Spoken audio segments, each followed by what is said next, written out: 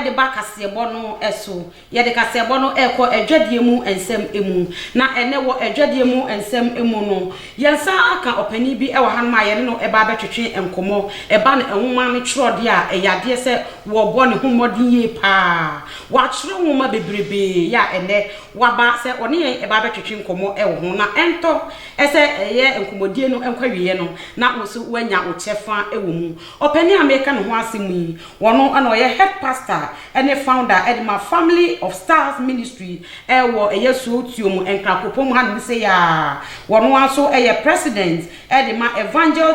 Theological School wono ani pani a owo hono wo sanso deputy pastor wo Prince of a Woman Organization ya wono ehwe awaresem so wono so hono na wo sanso atro ho ma bebrebe obroni se author of many books na ne huma wa choro ya kase ye bobo a ade beteyan ehuma ni bi Unraveling the Mystery of Inside Out, Take Charge and Take Over. Watchro huma e de afa esu ene eban ho obroni se character watchro huma e de afa yada yeso ye ni so ade hunu ene adomate de a Ewrade de adom ye kwan a ye befa so ne de aye bibie na so aba mfa so e de ama ye ne afofo nyina opani ameka no asemi ni din e de Reverend Dr. Isaac Kojo Mensah owo enne ye studio ha mira pacha mo akwa de 7 years GT so pacha po mboko de e brother wa bobi o me hwe abodi ami bubo yi a emu odu mira yan hye wo ye sofo wo da school anu chese nyema waye de doso ade nti ne waye wade se nwoma na obechiro we de meda otiwela mponyankopon ase se menya akwanja etise enwoma chiro no enye se obi fitia obetumi achiro nwoma ade a so nyame afa nto akoma so amfa mawa untumi enchiro nwoma enti emre panu juye onyankopon e share me kiti a me yehwehwe enyi ene ma me de nwoma chiro bata eduma hora me ye nyina wow aya na mpempi ya dwi se obi pese odi sofo a ana Ewrade honhom se ne kiti se kono ko kasa ba no oda wada soso na dae na che se ade bia ni honma onipa betumi de ne paaye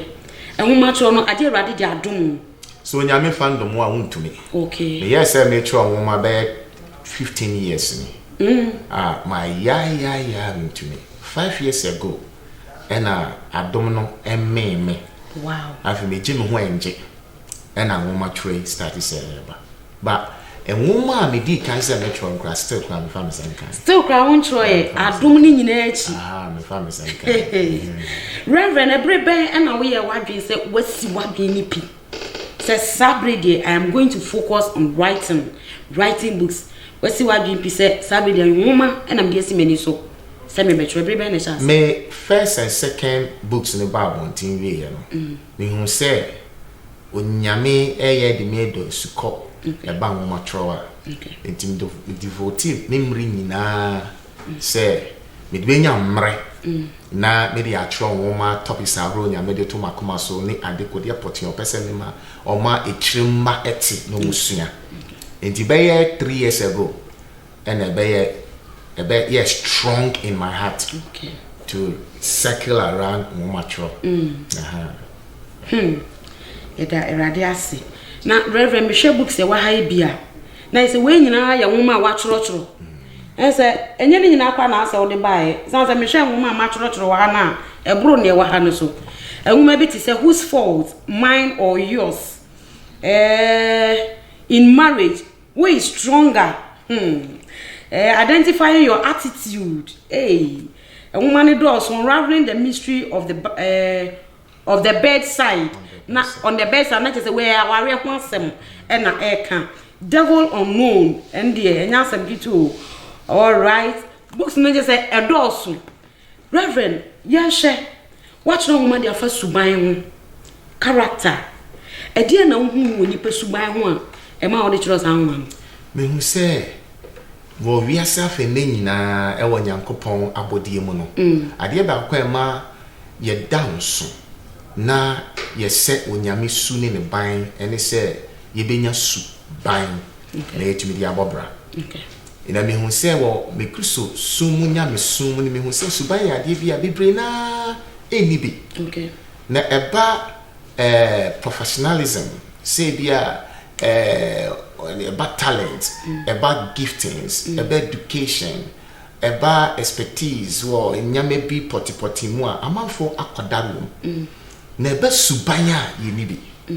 enti nkrofo ahura menhyehyɛ mu abrabom no ekire me adesua mama adesua bi se no me gidi esisi mesi wo suban kakra bi a nke bia nke adwuma we yin na di anasa nke we mfiri mu anaka we mfiri saa tibia we mu koda so tim ama onyame aye na brempon ono enam keka bobo mu a onyame de to makoma so a metintim mu me bia mato ne dini identifying your attitude. Reverend suban dia hi no ni bi no ebre bi mesofo eye encheche bi wa sorry kan se ono kon ni sise wa kode adwuma no ya fa no nemom owusu ni ban ni ye poti bi ho no ma enya de di wadwuma ni se kim ya pam no nti enya ba se o se ona kwano no wa kode eye enu bi anase suban de hi ho asem na wo kan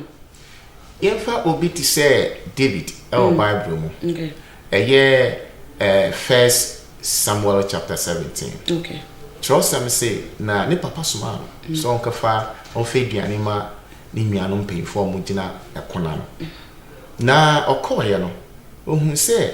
ekono ayedene na ohun abrante bi a wo akuduru a obomu a na sodafo Israel sodafo nyina akomachi na me ho popoye na o study so bi sa question wana ni sesi mesi ya ka kire e kan ni na echi no se no na ade na munyina am jenji na hosa na oni akọ betumi ekwensi mesi den ye de ba ma no o se ene ye fa won ko hen ho ni nua nkasa ye ni nua pin na nkasa ni nua ni pin fo mo wo ni nyina aka se de wo ye too low wo ba be hwehwia se ne wo suba nte no when did you want obi o wo suben bia no onda ne di se bufuo ba wo ka sam a eye ya kire no a on kebi nkire won sayade David anyi ano amfani nwa pin no ankasa basabasa na emomo ye din no koso bisa I sound to say onya the right person a ye no ko hin no ho e mo hin ma na kwenja e ma ni di duma etisa ye ka subanya in the midst of a crack no wo be meet obi no betumi a compare wo ma wa ye niye bi oni se eye even in your own field wo wo enimidie ewe dwumedi a wo ye obi betu abe pumping in nose okay ewe dwuma wo ye ma be kaka se bia enye a oni me dwuma no hu bibia so osuban a won kasa back wo be ye din no amene na wo hu kwan obefa so a next time betu mi no ni clone park night akasa obi ye ma de ma me oni park on say ade no na me catch last week me say wo ye good na wo ni suban you are if you don't add character to professionalism very soon obi an fe dwuma mraw because why am I ma wa say adekodia no meme nkasa wo say wonye dwuma ni mami biem o say meme kasa edwuma no me fa ma wo biem nti we ni suni ban a bebre no ami ewo mu dwuma yemu o ma wade yemu o ma setene mu o ma danfo femu a ese ade pi identifying your attitude and yesua de Reverend wachete ne ma bebre me don fo book ni book a Reverend e ka ho asem no eno ne kura me wonya bi na wo kenkan a ebeboa wo pa Reverend watchro wo ma de afa awade ho ba kokra de wo say whose fault mine or yours ene maya ya ba ye pre aware empire kwaso prayer comes a hold ododo na afa aware ho e na hu yinti a otro aware men ya whose fault enwume bi a betintim ya that ni hu edi ema embaba wane mrantewa eni omo ware data also mutumi nya sa nwoma we ekenkan imbri pi no de ma de awale gya ba ni se BBC a ba ko mpeso be je ni informatum se me na me yoye ba ma ni se enye me oba ni se enye me na ebe ye pinti na ekopie bibi oni se pie na de awale gya ba enwoma we be kyerɛw ema waje mfumatum se we na wo yoya even po se o partner na koma ye dene no beso be gya atumu a wo betumi abafuma dwubrawo na what the year to 2 years later what to not gene ABC boni or ya na enye so into whose fault in ejina opi ejina ebu maybe am try ya e bia warefu eni normal je omfom atumu emfum bi o ha se wanje antumu no anye ho adwuma etumi dia wareja yeba nti de ma am try onwuma eni se awarefo betumi age omfom atum se bibi ba na bibi si e wa setem ni relationship mu a na yetumi edwane efri de ende atrasite e wo court ni miembia awaregua ni se ekwi ene abrantie ni ababa waware acha 1 year bi kwa 3 months na o ma sha se di course akoniaba enwoma ni nie entokwa e waware mu enwoma ni nie bedofo ato de den uhu kwan ya ofa so onfa wo yere emfa so onfa okunu emfa so emasundwe empie e waware nim enwoma ni nie whose fault dia sie no eyewo oba no anase eye bema no ukenkan woman ya ebe kire wo kwan ya wo befa so a wo betoto waware ama aso shine edi ama wo ene Reverend Isaac Kojo Mensa na ye ne no etwetwe nkomo e wo yedwumadie hu no watoro homa e dia fa esu ene eban usuban ene ebema adwuma anasa wade anade pa bia aka wonsa no wo betumi atena mu ache ehoma no wo ha no aware ho aduma chede a onyankopon de ama wo ekwan ya wo befa so wo de be adwuma ama wonya so mfaso na afoforo nso anya so mfaso no ehoma no aha ena ewo Reverend ebia na obi nyaaya na nko ne watwetwe nkomo anase onyaaya na nka homa yi wanya bi kan ne wa ha die enya de a ebekwa bonten na na hema me kokenkan aha enti ebia Reverend obi pebia me family yi nko bi emu ahefa na obenya bi ato ewo masueye a ewo Sotrum opposite Heaven Church okay aha ope bok ana ope bebrea e hono obenya bi ato okay aha and obesanso enye bi ato ewo Anglican bookshop okay ewo High Street okay na ebia obi person no twetwe nkomo nso numbers a ebia obetumi numbers a obi person no twetwe nkomo benyame eye 055 724 606 044648544 na numbers no na Reverend ede atu edwa no medofo enne enyasem ketwa e wo fi ha no yes whose fault eka awade ho asem de ekoso wawade medofo enya wa o unya homa ebetumi abo enkenkan ye nti na ye course no unya enye wonfum so entum no o say identifying your attitude esu ene banya edi unya mesofo say wo de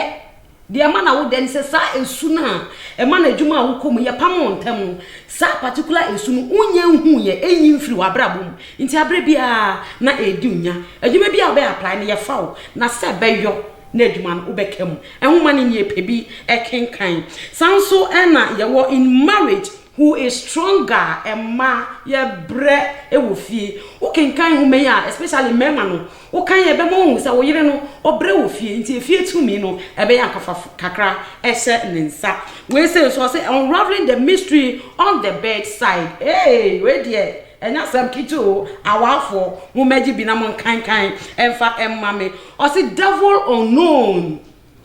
nyoyo wo hu no one day wo hu pebikin kan efa emame na ubehu ni a ekoso unraveling the mystery of inside out enusu enie kinkan bi efa emame enwoma ne de medofo edoso enye ni nyina ene de ba hwe ne ma chocho na je say edoso pa take charge take over enne ye ne Reverend Dr. Isaac Kojo Mensa ene ne no etwetwe nkomo ewo ye dwadie mu ensem eso ewo 7DSGH TV ye kasebo eso we eye akwanya edema obibia ya opese obo ne nyema ho dawu obetumi aba ne ne wo atwetwe nkomo Reverend asese onya abre na me ye ebetwetwe nkomo ede wase bebre abusiafo na aha ene ye di adwadie mu nsem no ebesie ye twa ye ho aba na ye ba ye di enigedie mu nsem ene beto akasebo no eso ye ba sese a